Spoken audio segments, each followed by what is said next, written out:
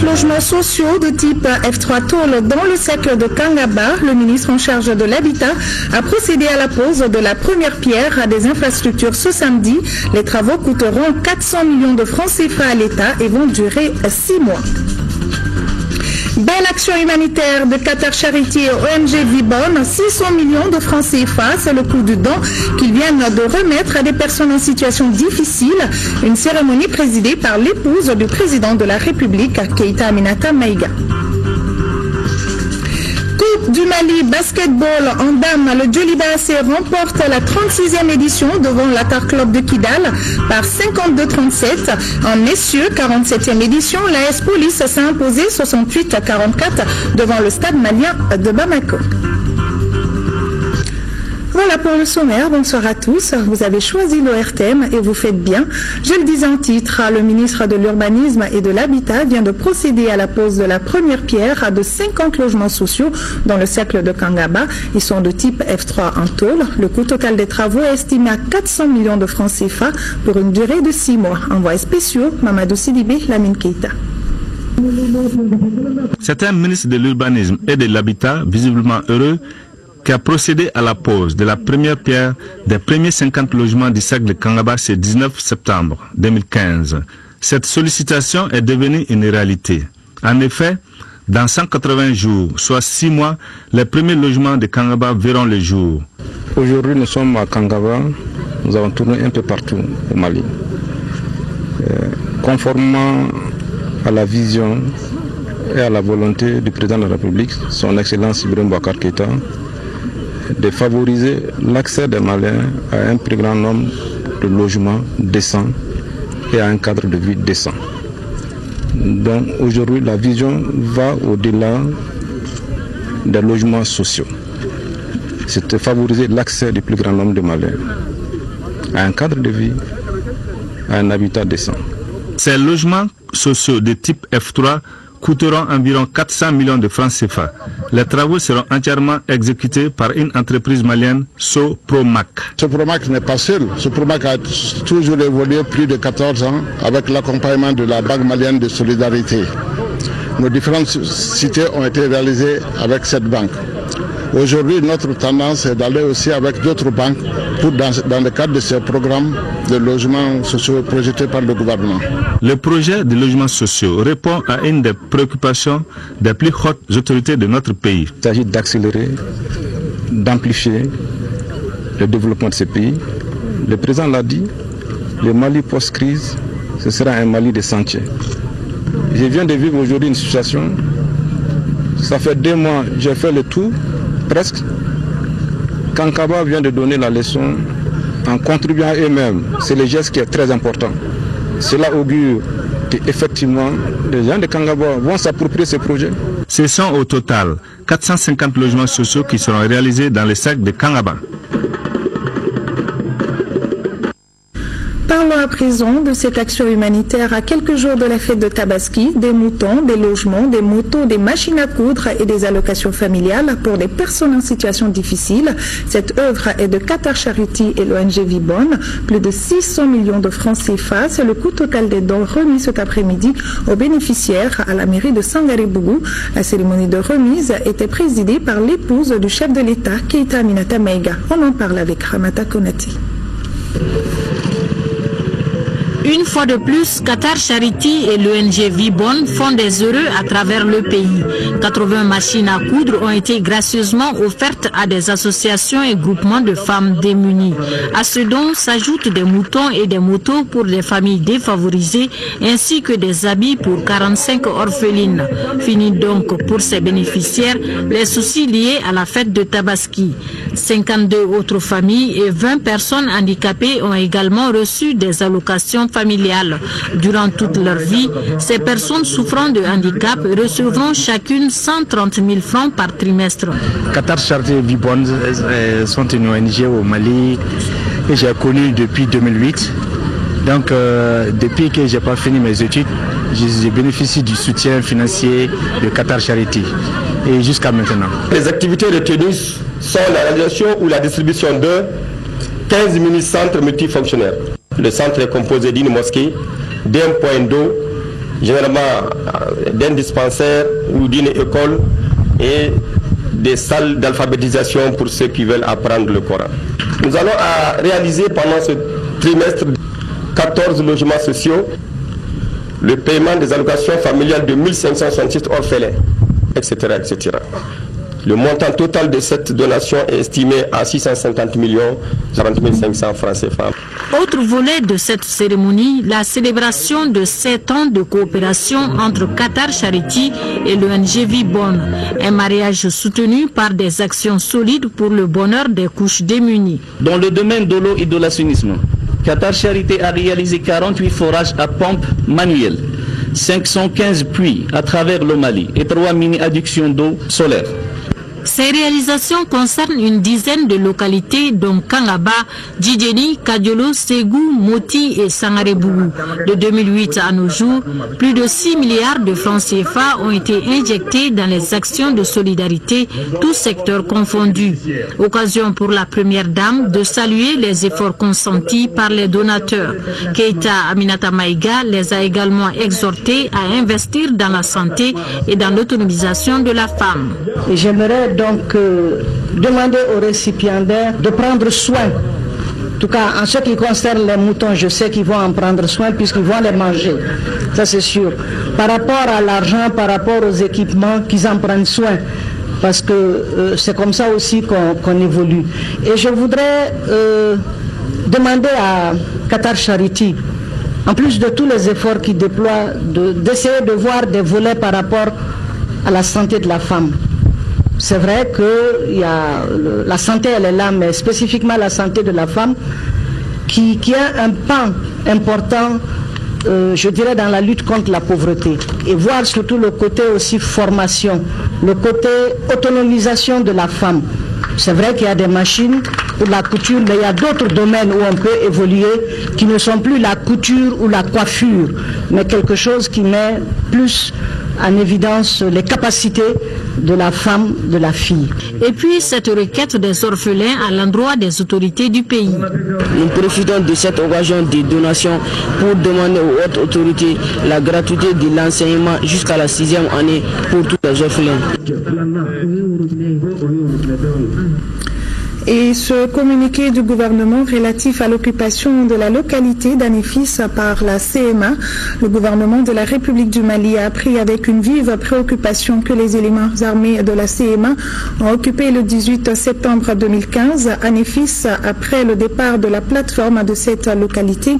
Le gouvernement de la République du Mali avait considéré à l'époque l'occupation d'Anefis par la plateforme comme une violation de l'accord pour la paix et la réconciliation et avait exigé de cette dernière de se conformer aux dispositions du dit accord dont la mise en œuvre devrait mobiliser toutes les énergies des parties prenantes.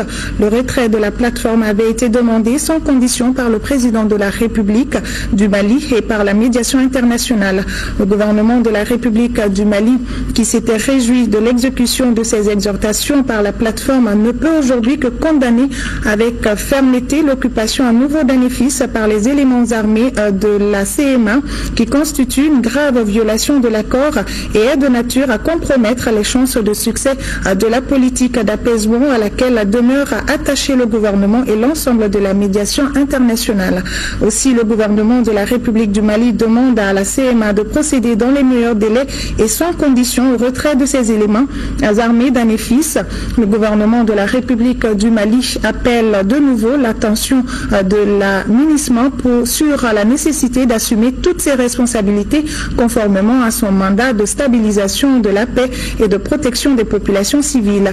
Le gouvernement du Mali saisit également cette opportunité pour lancer un appel pressant à toutes les parties signataires de l'accord de paix ainsi qu'à la médiation internationale pour une mobilisation générale en faveur de la restauration de la paix dont l'un des moyens essentiels reste le cantonnement des groupes armés conformément aux dispositions pertinentes de l'accord pour la paix et la réconciliation signé le 15 mai 2015 et parachevé le 20 juin 2015. Le gouvernement de la République du Mali réitère sa ferme volonté de respecter pleinement tous les engagements auxquels il a souscrit pour la mise en œuvre réussie de l'accord pour la paix et la réconciliation fait à Bamako le 19 septembre 2015. Parlons également de ce meeting organisé ce matin par la convention de la majorité présidentielle. Il avait pour but de faire un bilan à mi-parcours dans le cadre du 2e anniversaire de la prise de fonction du président de la République, Ibrahim Boubacar Keïta. C'était le 19 septembre 2013. Les organisateurs saluent les réalisations et les grands chantiers ouverts pour améliorer les conditions de vie des Maliens. Au nombre des acquis, la signature d'un accord de paix et l'adoption de la loi du statut de l'opposition politique. Le compte rendu est signé Bourama Traoré. La convention de la majorité présidentielle juge positif le bilan des 2 années de pouvoir du président Ibrahim Boubacar Keïta.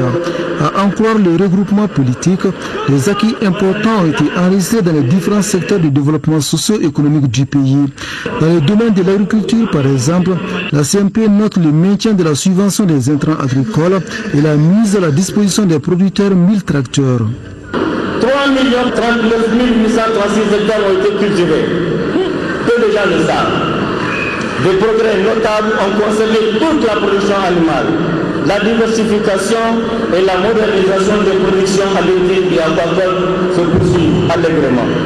Concernant la situation sécuritaire du pays, il satisfait également de la majorité présidentielle. Elle se félicite de la signature de l'accord pour la paix et la réconciliation au Mali. Un acte historique qui doit permettre aussi de recoudre le tissu social mis à mal par la crise multidimensionnelle. L'œuvre la plus remarquable d'Ibrahim Boubacar Keïta jusqu'ici est la signature de cet accord dont l'envergure politique et diplomatique va au-delà des grandes réformes que nous avons faites ici. Nous pouvons légitimement affirmer que nous pouvons regarder l'avenir avec plus d'engagement, plus de sérénité, plus d'ambition et plus d'assurance, plus de confiance en nous-mêmes et dans notre gouvernement, avec à sa tête les premiers ministres et les présidents Ibrahim Boubacar Keïta. Des grands sentiers sont également ouverts dans les domaines des infrastructures sociales et routières notamment. Autour des différents projets de développement, les femmes de la convention de la majorité présidentielle restent mobilisées. C'est ensemble que nous bâtiment le Mali libre, digne, prospère, un Mali, un et indivisible. La bonne foi ne suffit plus. Il faut des actions pertinentes sur le terrain. C'est le cri de cœur de la jeunesse de la majorité présidentielle. Une jeunesse qui s'interroge sur l'efficacité du soutien de la CMP au président de la République. Quel a été notre apport dans l'œuvre de réconciliation et de la reconstruction nationale en cours? Quelle a été la qualité de nos propositions? Où a porté notre voix dans les hameaux et villages les plus reculés de notre pays? Qu'avons-nous fait concrètement dans le soutien à Ibeka? Nous avons réussi aujourd'hui une grande mobilisation des militaires et sympathisants, travaillant comme ça relâche pour convertir cette mobilisation en véritable engagement politique. Ainsi, le président de la République et son gouvernement pourront s'associer à une véritable force politique homogène et pouvoir ainsi prendre les décisions les plus difficiles. Il faut se convaincre que rien n'est perdu et que l'avenir vous appartient. C'est sur ce socle de cette sérénité et de foi profonde que nous bâtirons sans complexe la nation forte et unie de notre rêve collectif depuis la nuit des temps. Au sein de la convention de la majorité présidentielle, les maîtres mots s'appellent désormais cohésion, mobilisation et synergie pour donner plus de visibilité aux actions du président Ibrahim Boubacar Keïta. Et également ce communiqué du gouvernement du Mali sur la situation au Burkina Faso. Le gouvernement de la République du Mali suit avec une profonde préoccupation les événements en cours au Burkina Faso depuis le 16 septembre 2015. Le gouvernement du Mali réaffirme son adhésion pleine et entière aux pertinentes dispositions et aux déclarations de l'Union africaine et de la CEDEAO en ce qui concerne toute prise de pouvoir par la force. Le gouvernement du Mali lance un appel à tous les acteurs pour qu'ils qui s'engage résolument dans la voie du dialogue politique interne pour sauvegarder les acquis et mettre le peuple frère du Burkina Faso à l'abri de bouleversements hautement préjudiciables à la paix et à la stabilité sociale. Le gouvernement de la République du Mali salue et appuie les initiatives entreprises par le président en exercice de la CEDEAO, l'Union africaine et les Nations unies dans le cadre de la recherche d'une solution conforme aux intérêts du peuple frère du Burkina Faso et préservant la paix et la stabilité de la sous-région. Bamako, le 19 septembre 2015. Le collège électoral du Mali est convoqué pour octobre prochain, une situation qui oppose et la classe politique et la société civile. Devant la presse ce samedi, les centristes sont formels. Le gouvernement a pris une décision, il faut que cela soit respecté. On en sait plus avec Mamoudou Sidibé. Les différentes positions de la classe politique par rapport aux élections d'octobre prochain ont amené les centristes à rencontrer la presse malienne.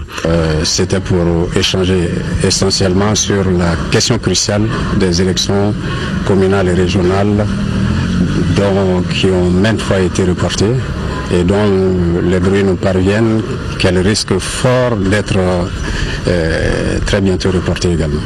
Donc nous avons voulu anticiper, donner notre point de vue là-dessus et dire ce que nous en pensons. Tant qu'il y a les lois électorales, nous avons tous intérêt que ces élections se tiennent à date, ont ajouté d'autres intervenants. Nous disons au centre malien, pour qu'on puisse juger un gouvernement ou un président et par son bilan, il faut bien le laisser travailler. Et ils ont prévu les élections et nous sommes dans cette optique. Nous avons le respect pour tout le monde et nous avons aussi le souci de la sécurité au nord. Mais malgré tout, nous devons aller. Les élections ont été reportées combien de fois? Moi je crois que si le gouvernement prend une décision, la CENI elle est prête, la DGE elle est prête, je crois qu'il n'y a pas de raison à ne pas faire ces élections. Le gouvernement a intérêt à ce que ces élections se tiennent. La raison juridique, c'est que les reports ne sont pas possibles. Et puis sur un plan du droit international, la résolution 22-27 fait de la question des élections une question de paix et de stabilisation. C'est compte tenu de toutes ces raisons que l'État doit être fort pour faire avancer le Mali, ont conclu les conférenciers. Et du côté de la Maison des Aînés, cette fois-ci, c'est le président de l'URD, chef de file de l'opposition, qui a tenu ce matin un point de presse visant à se prononcer sur le bilan des 2 ans de président de la République, Daouda Sidiki Diarra. Le chef de file de l'opposition a, dans un premier temps, fait le bilan des activités du gouvernement. Quel mot résume le bilan du régime actuel?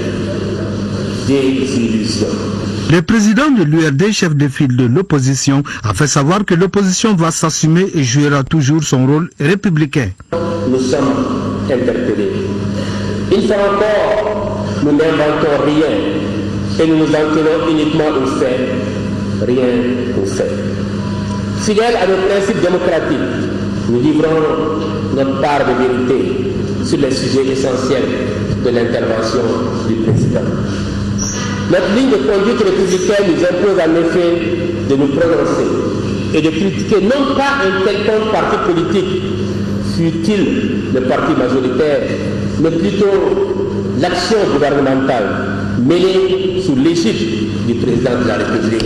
Par rapport à la situation sécuritaire du pays, l'URD a donné sa position.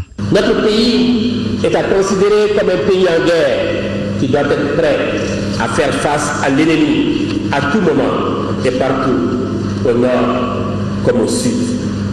Pour ce faire, nos forces armées doivent être dotées de tous les moyens nécessaires pour défendre l'intégrité territoriale. Sur l'accord de paix, l'URD constate donc que la mobilisation de la nation n'est pas suffisante. L'appropriation du processus par les Maliens est insuffisante avec un leadership gouvernemental très faible. Le taux de croissance qui a évolué de 7% en 2014 est à relativiser selon le président de l'URD. De façon générale, sur la période 2012-2014, le taux de croissance économique moyen au Mali n'a été que de 3%, contre un taux démographique de 3,6% sur la même période. Indiscutablement, le taux affiché en 2014 est élevé, mais n'est pas extraordinaire. Il n'a pas infléchi le taux de pauvreté qui reste toujours de 46% en 2014. Le deuxième temps fort de ce point de presse est la projection d'un film sur les réalisations faites par le président Ibeka. La 4e session du comité de pilotage et d'orientation du programme conjoint de lutte contre l'insécurité alimentaire et la malnutrition dans les cercles de Nara et Nioro du Sahel s'est tenue hier à Bamako. Au cours de cette rencontre, les membres du comité ont fait le point de l'état d'avancement de chaque composante du programme. Reportage Rachel Tessougi. Le programme de lutte contre l'insécurité alimentaire et la malnutrition dans les cercles de Nara et de Nioro a débuté en 2012 et prendra fin en 2016. D'un coût total de près de 11 milliards de francs CFA, ce programme vise à améliorer durablement la sécurité alimentaire et nutritionnelle des groupes vulnérables. Ces domaines d'intervention sont l'agriculture, l'élevage, la santé, l'hydraulique et la décentralisation. Le Comité national de pilotage et d'orientation de ce programme estime que ces résultats à mi-parcours sont satisfaisants. Nous avions donné vie à la participation des services techniques et de l'administration, la prise en compte du genre et d'une bonne communication. C'est le lieu de vous informer que les recommandations issues de la 3e session du Comité national de pilotage et d'orientation ont été exécutées à 100%. Malgré la situation sécuritaire toujours difficile à Nara et Nioro, les acteurs de ce programme s'engagent à poursuivre leur mission. Compte tenu des difficultés alimentaires de la campagne agricole de 2014, le commissariat à la sécurité alimentaire et ses partenaires techniques et financiers, PAM, CICR, sont en phase de terminer une campagne de distribution alimentaire gratuite de 15 000 tonnes de céréales dans les communes vulnérables du Mali, dont 292 tonnes de céréales pour le cercle de Nara et 382 tonnes au compte du cercle de Nioro du Sahel pour une population ciblée de 22 478 personnes. Le Mali est le premier pays bénéficiaire de ce programme pilote multisecteur et multi-acteurs financé par le Fonds belge en vue de la restauration de la sécurité alimentaire en Afrique. Le Rassemblement du peuple de Guinée au Mali soutient la candidature du professeur Alpha Condé à l'élection présidentielle prévue pour le 11 octobre prochain. Il vient d'initier dans ce sens une série d'activités parmi lesquelles une conférence de presse tenue ce matin au siège de Rassemblement à Djikoloni-Para de Bamako, une conférence suivie par Adraman Meiga. Après un premier mandat bien rempli, le Rassemblement du peuple de Guinée, section du Mali, souhaite un second mandat pour le professeur Alpha Condé. Son désir, il l'a fait savoir au cours d'un point de presse. Rencontre qui a permis aux journalistes, à travers une projection de film, d'apprécier les grandes réalisations effectuées par le professeur en 5 ans à la tête de la Guinée-Conakry.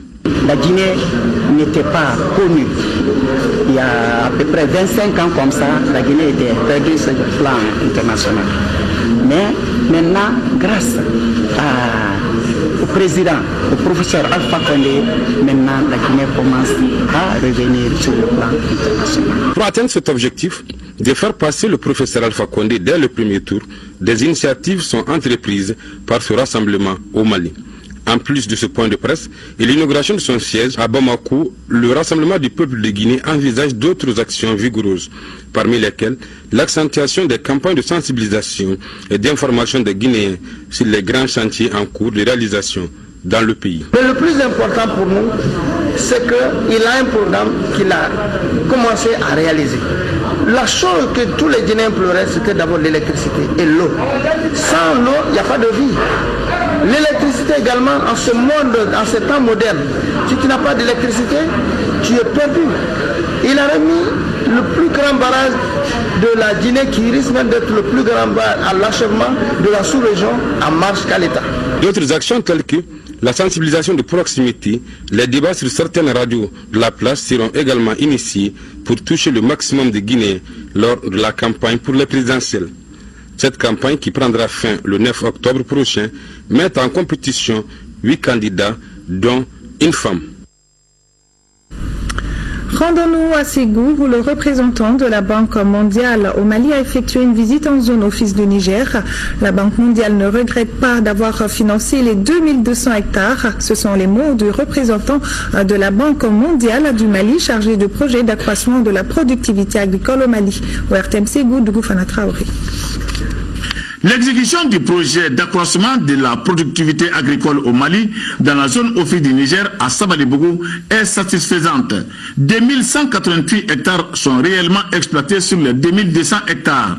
Les travaux d'entretien, d'irrigation, de désherbage et de la fertilisation des jeunes plants de riz sont en cours. Et les producteurs, au lieu de leur habitat traditionnel, ont passé l'hivernage dans des nouvelles habitations construites par le projet. Le projet a doté les producteurs en eau potable, d'un CESCOM, d'une école, d'un centre pour les femmes et d'un autre centre pour les jeunes. D'abord, je voudrais dire qu'on ne s'attendait pas à pouvoir arriver là où nous sommes aujourd'hui parce qu'il a fallu mettre en place toute une batterie effectivement de mesures et s'assurer que les exploitations qui avaient été, enfin je veux dire les parcelles qui avaient été, disons, préparées, soient mises en valeur, parce que ça c'était la clé, parce que c'est ça sur lequel nous serons jugés. Et là, je me rends compte que effectivement, tout ce que nous avons pu prendre comme mesures ont été mises en œuvre.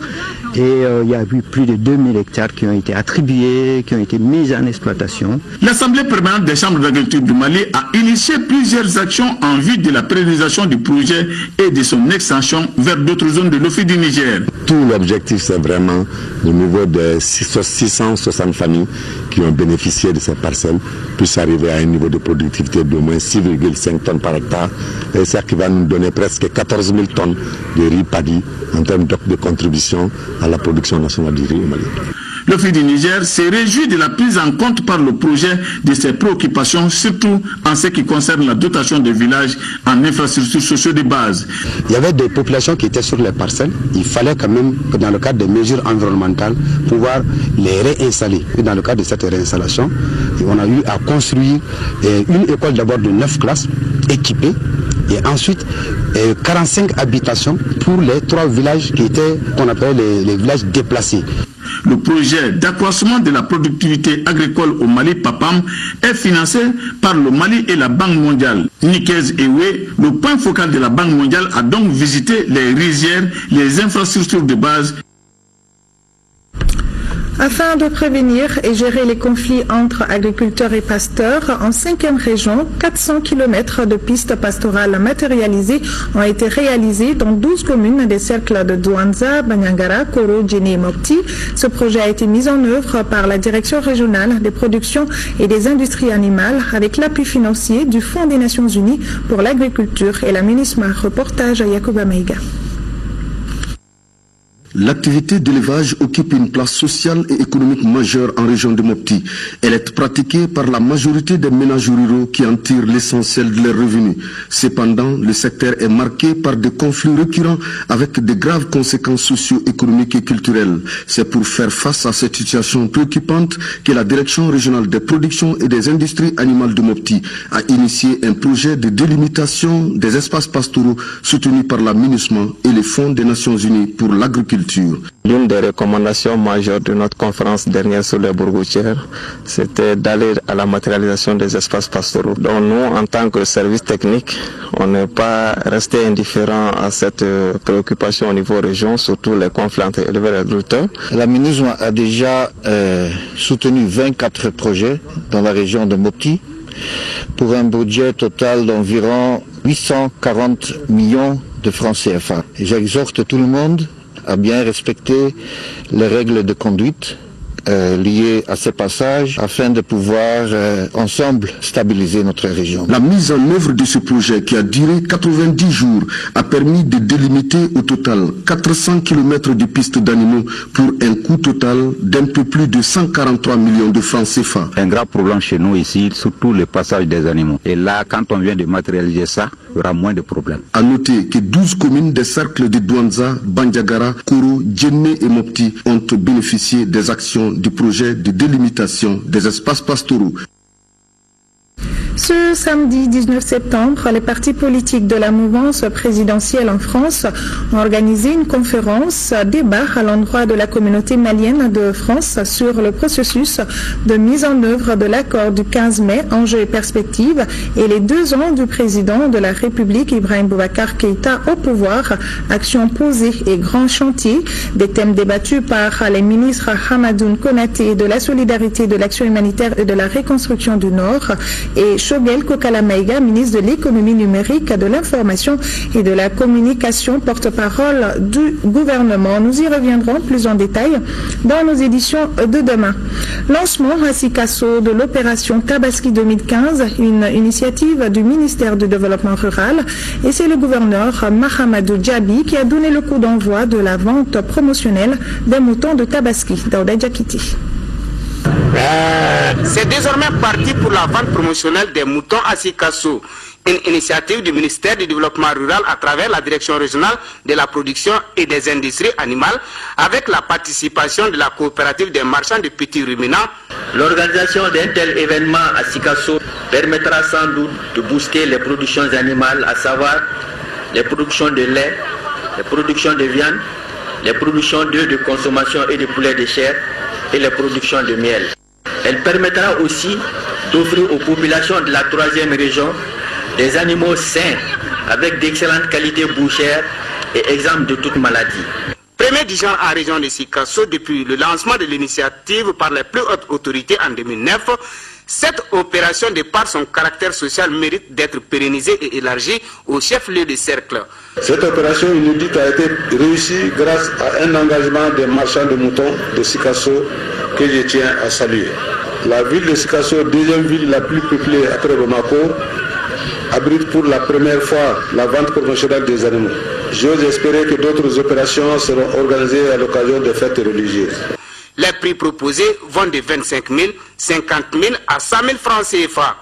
Pour cette édition 2015, l'on constate que le marché est bien fourni et les clients ont jusqu'au 24 septembre pour faire leur choix à la dimension de leur bourse.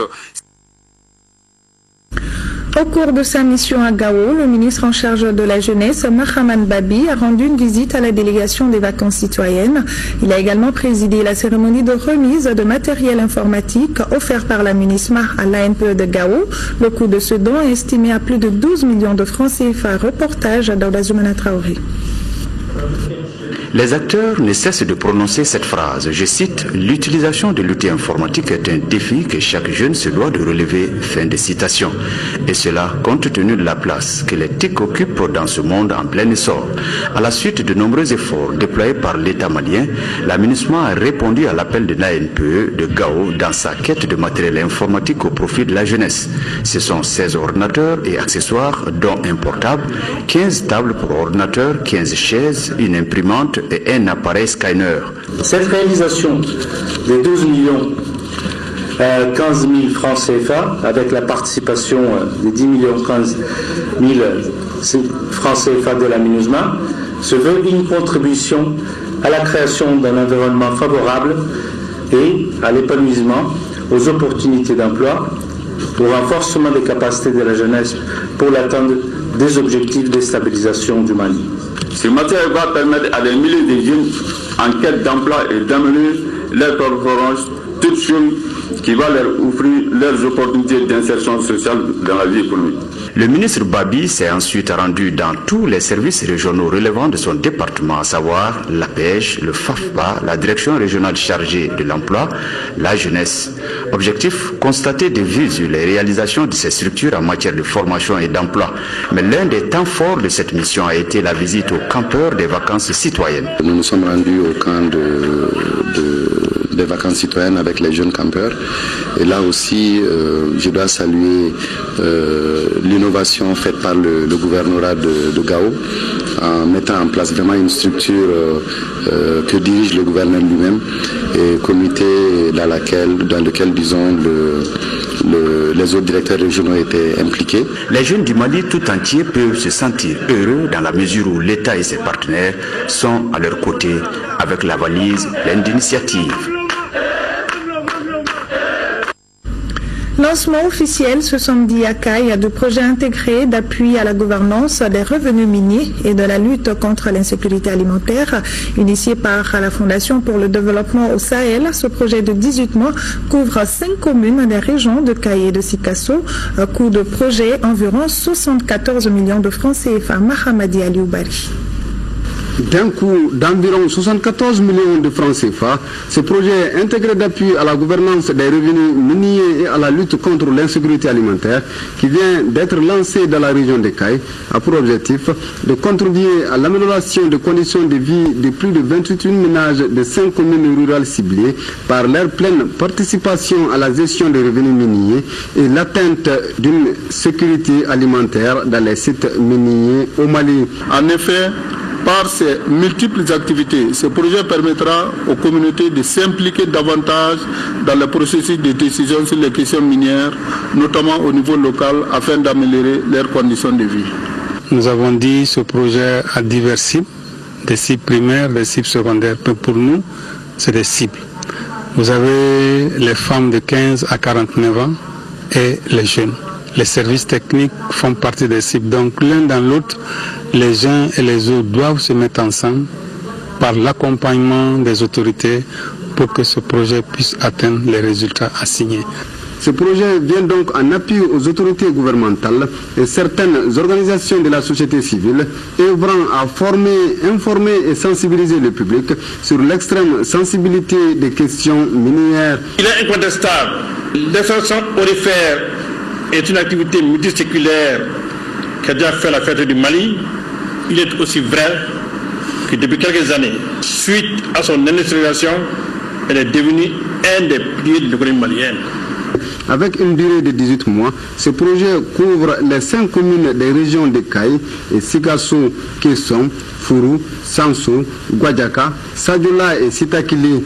Il est initié par la Fondation pour le développement au Sahel FDS et son partenaire Open Society Initiative for West Africa, OSIVA.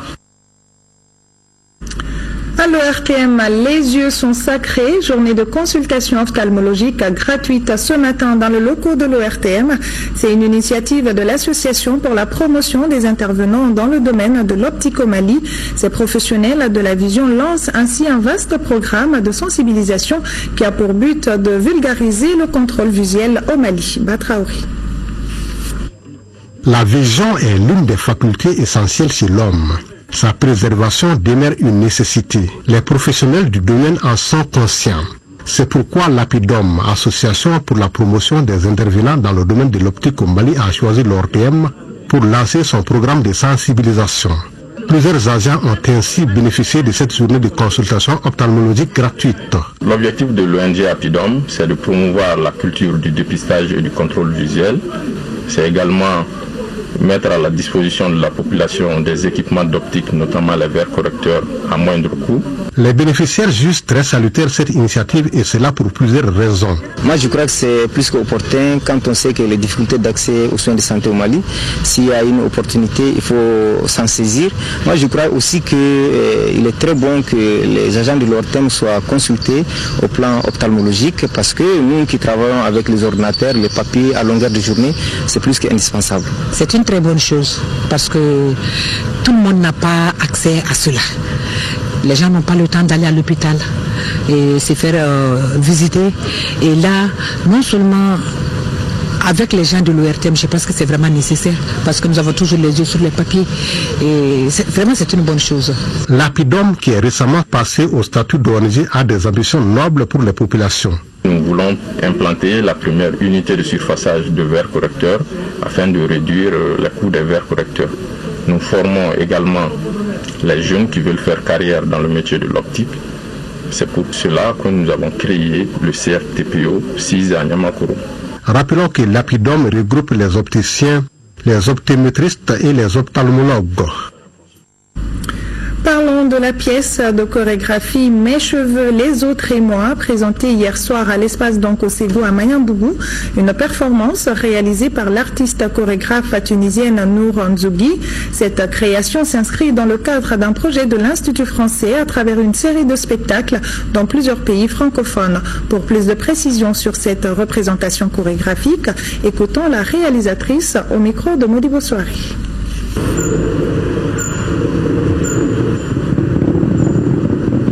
Les cheveux, c'est très important parce qu'on peut t'identifier par tes cheveux, on peut te donner des significations pour tes cheveux, ton statut. Les cheveux sont très importants pour le jugement et pour le statut social et tout. Et les autres, c'est les personnes qui te jugent, qui te regardent, qui t'agressent, qui utilisent tes cheveux pour te blesser ou pour te faire des compliments. Donc les autres, ça peut être moi, ça peut être vous, ça peut être tout le monde. Et là, il y a mes cheveux, les autres, et puis moi. Avant que ce soit mes cheveux, les autres et moi, mon solo s'appelait Tresse. Et Tresse, c'est un moment que j'ai vécu quand j'étais petite. On me faisait toujours des tresses parce que j'avais des cheveux très très longs. Et pour la conservation et tout ça, on me fermait les cheveux pour ne pas attirer l'attention. Et à chaque nœud de la tresse, on me faisait part d'un souci, d'un compliment, on m'a parlé de beaucoup de choses. Et c'est ma mère qui me passait des choses là. Donc je me suis inspirée de cette histoire qui m'est arrivée pour après j'arrive à avoir une histoire universelle qui parle des cheveux de toutes les femmes et les cheveux aussi de tout le monde. L'AS Police Hommes et Djolibassé ont remporté les trophées de la Coupe du Mali. Ils ont battu respectivement en finale à le Stade malien de Bamako et à Tar Club de Kidal. Les finales ont été jouées cet après-midi au Palais des Sports sous la présidence du Premier ministre Modibo Keïta. Et ce message de félicitations de son Excellence Ibrahim Boubacar Keïta, président de la République, chef de l'État, à l'équipe nationale de basketball dames, médaillée d'or au 11e Jeux africains de Brazzaville 2015. Mes chers enfants, le vendredi 18 septembre 2015, vous vous êtes hissés sur la première marche du podium au 11e Jeux africains de Brazzaville en venant à bout d'adversaires tenaces et talentueuses avec un score remarquable de 73 à 57. Ce faisant, vous remportez la médaille d'or de la compétition au nom du peuple malien, du gouvernement, des institutions de la République et à mon nom propre. Je vous adresse mes très vives et chaleureuse félicitations. Mes chers enfants, le mardi prochain, notre pays commémorera le 55e anniversaire de son accession à l'indépendance. Votre sacre tombe fort opportunément et constitue un excellent cadeau offert à la nation à cette occasion. En effet, votre victoire constitue une légitime fierté qui vient à point nommé au moment où nous nous apprêtons à célébrer l'événement en communion. Mes chers enfants, aux côtés des diplomates, vous êtes nos meilleures ambassadrices dans toutes les arènes du monde. Grâce à vous, l'hymne national du Mali retentit aux quatre coins du monde, tout comme nos couleurs nationales flottent au vent dans le concert des nations qui comptent. Mieux, à travers notre sens de la gagne et votre dignité dans l'adversité, vous constituez des modèles vivants non seulement pour vos cadets et cadettes, mais aussi pour vos aînés que vous encouragez dans l'effort qui seul paie. En cette heureuse circonstance, je voudrais renouveler toute ma gratitude à l'ensemble des acteurs du monde du basketball malien dont l'action coordonnée conduit de nos jours à ces résultats successifs et au plus haut niveau. J'associe à ces hommages les supporters de nos équipes nationales ainsi que nos compatriotes du Congo pour leur accompagnement enthousiaste. Mes chers enfants, bravo pour ce nouveau sacre continental qui nous comble de bonheur et qui, nous l'espérons vivement, sera de bon augure pour l'Afrobasket féminin Yaoundé 2015, prévu du 24 septembre au 3 octobre 2015 au Cameroun. Koulouba, le 19 septembre 2015, Ibrahim Boubacar Keïta, président de la République. Page noire, le monde de la communication et de nouveau en deuil. L'ingénieur radio et télécommunication à la retraite, Menamba Keïta, nous a quittés hier à l'âge de 79 ans. La nation reconnaissante lui a rendu un dernier hommage cet après-midi. C'était en présence du président de la République, Ibrahim Boubacar Keïta, des membres du gouvernement et de plusieurs autres personnalités. Reportage Nouhom Sissoko. Amadou Keïta, ingénieur radio-télécommunication à la retraite. Au nom de la République du Mali, nous vous faisons officier de l'ordre national du Mali actif positif.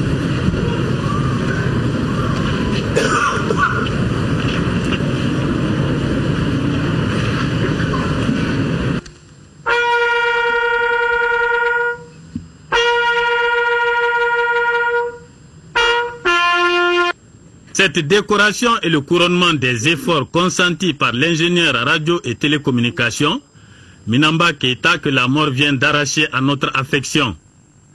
Après de brillantes études en Algérie, Munich et à Prague, Minamba rentre au Bercail pour se mettre au service de la nation.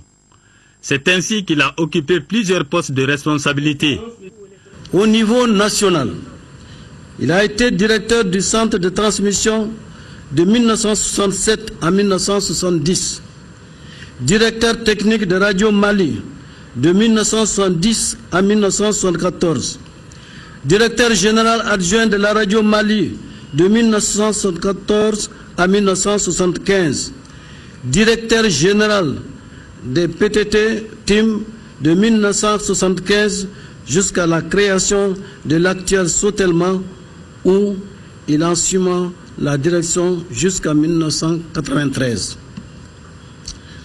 À l'international et pendant la même période, il assuma les fonctions de représentant de France Câble et Télécommunications, gouverneur itinérant de l'INSAT, pour finir comme secrétaire général de l'UPATT, où il fut admis à faire valoir ses droits à la retraite.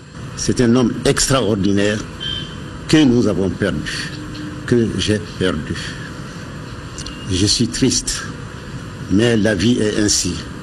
C'est le Tout-Puissant qui a décidé de mettre fin à ces jours. Prions pour lui.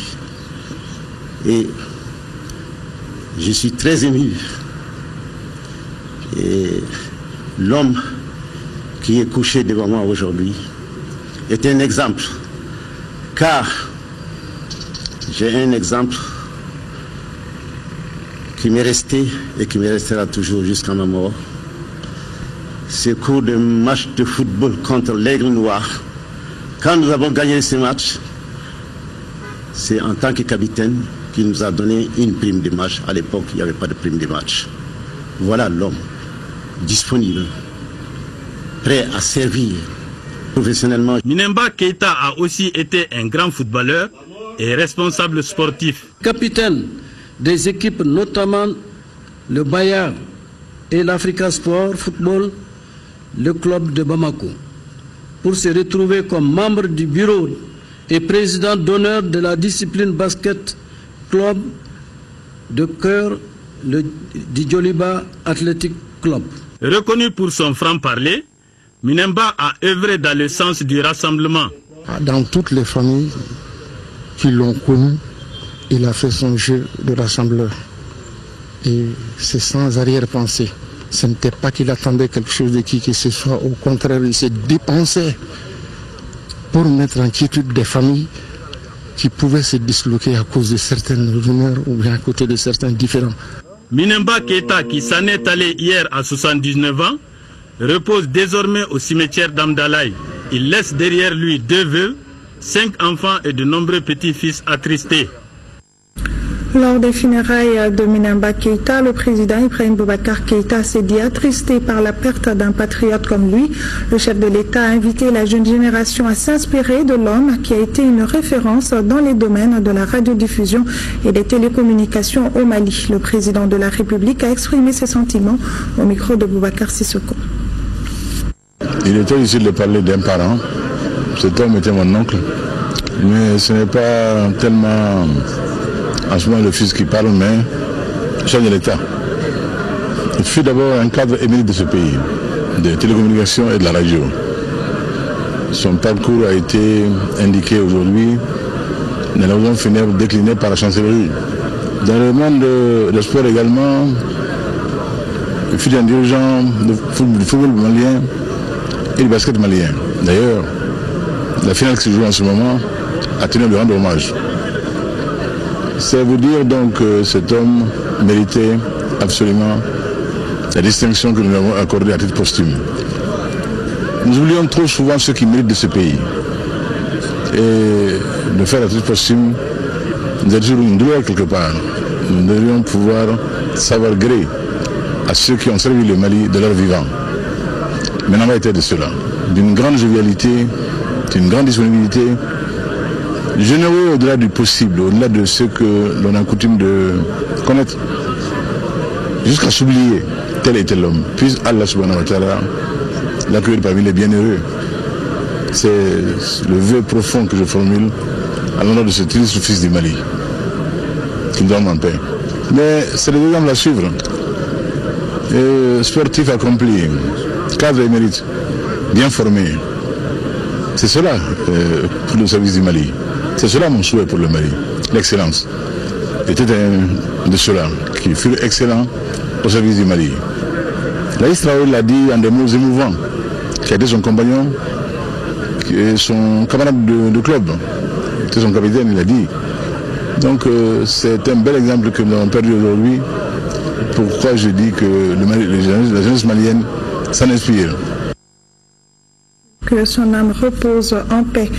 Le RTM en deuil également depuis hier. Notre confrère Mohamed Touré a été inhumé cet après-midi au cimetière de Niamakoro. Il nous a quittés à l'âge de 48 ans. Alpha Mega. Pour l'éternité, parents, amis et connaissances l'ont conduit en sa dernière demeure. Mohamed, c'est plus qu'un ami, c'est mon complice naturel. Sur ces 48 ans, on a 30 ans de cas d'amitié. 48 ans, il a son âge, mais nous avons 30 ans d'amitié. 30 ans parmi lesquels on a fait 9 ans sous le même lit dans la même chambre. Et on a cheminé ensemble toute notre vie. C'est une grande perte pour nous, la famille de Mohamed Touré, et surtout pour tous ceux qui l'ont connu. Mohamed, c'est un grand humoriste. Quand tu es à côté de lui, tu ne t'ennuies pas du tout. En se retrouvant, il s'agit pour ce grand monde inconsolable de prier pour Mohamed Touré. Ils sont venus de partout, hommes, femmes, jeunes et vieux. Et c'est ici à l'ORTM qu'il a commencé sa carrière professionnelle. Détenteur d'un diplôme de technicien des arts de l'INA de Bamako et d'un diplôme d'études approfondies d'EA en journalisme décroché en Russie. Il est très sympa, il ne s'énerve pas du tout. Et en fait, toujours il donne des conseils à des gens. C'est lui qui nous amenait à manger ici tous les samedis. Sa femme nous préparait du bon fakoui qu'il nous amenait, Mohamed nous amenait et vraiment. Voilà, toutes nos excuses pour ce problème technique. Nous allons nous rappeler toujours de ta bonne humeur et de tes blagues, Mohamed, que le Tout-Puissant t'accueille dans son paradis. Et c'est tout pour ce journal. Merci à vous de l'avoir suivi. Bonne soirée à tous.